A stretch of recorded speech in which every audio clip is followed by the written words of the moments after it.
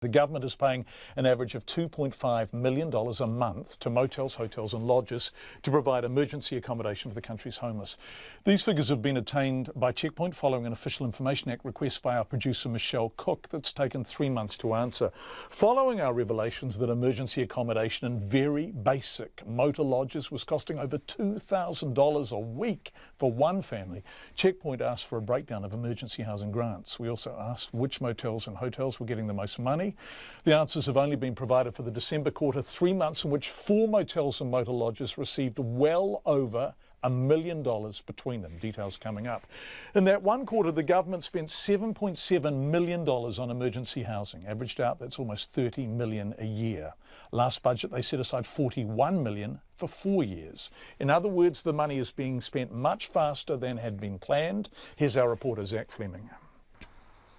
In the last 3 months of last year, the government spent more than $1.3 million at just 5 motels in South Auckland, housing people that would otherwise be homeless. The highest amount paid was $351,000 at the Budget Travellers Inn in Papatoetoe, spread across 104 clients, an average of more than $3,000 each. Second highest was $334,000 at the Knightsbridge Motor Lodge, also in Papatoetoe. Ian Hudson, the director of the Salvation Army's Social Policy Unit, says the current situation of housing homeless people in motels could have been avoided. We think what we're reaping at the moment is related to the lack of earlier intervention, and ideally we don't want more and more emergency accommodation. What we want is affordable housing. The third, fourth and fifth highest amounts paid were similarly to hotels in Papatoetoe and Otahuhu. Each was paid between $199,000 and $242,000 in the last 3 months of last year. The owners of the hotels all refused interview requests.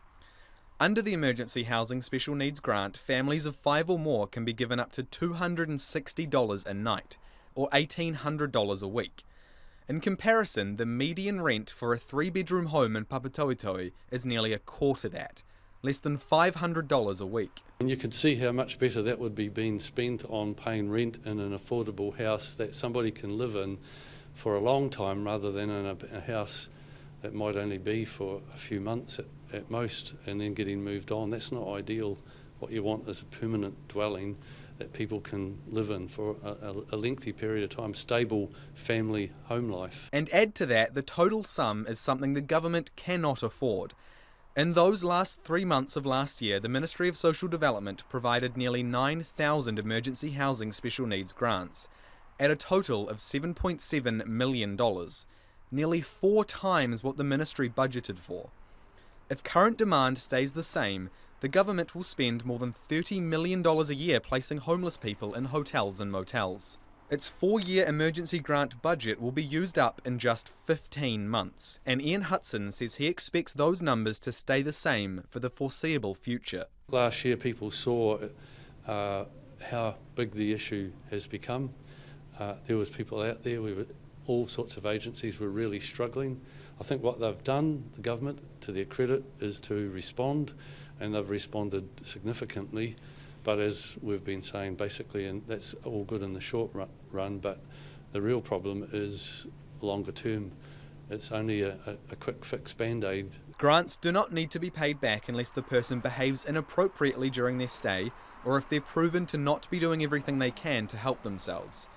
Of the total $7.7 million granted in the last 3 months of last year, just over $800,000, 11%, is technically recoverable.